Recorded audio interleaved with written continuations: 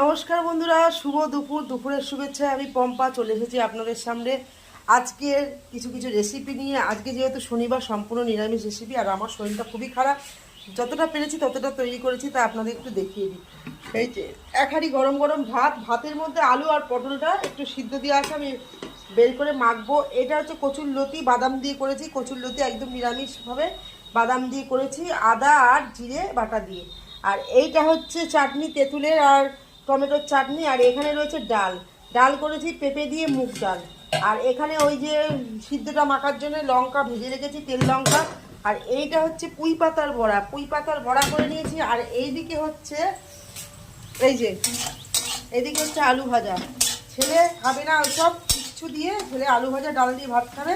ছেলের জন্য তৈরি করে নিচ্ছি আলু ভাজা। তা এইটুকুই হচ্ছে আজকে আমার দুপুরে রান্নাবান্না। বন্ধুরা, আপনারা ভালো থাকবেন, সুস্থ থাকবেন, আর এই গরমে সবাই নিজের শরীরের খেয়াল রাখবেন। Thank you.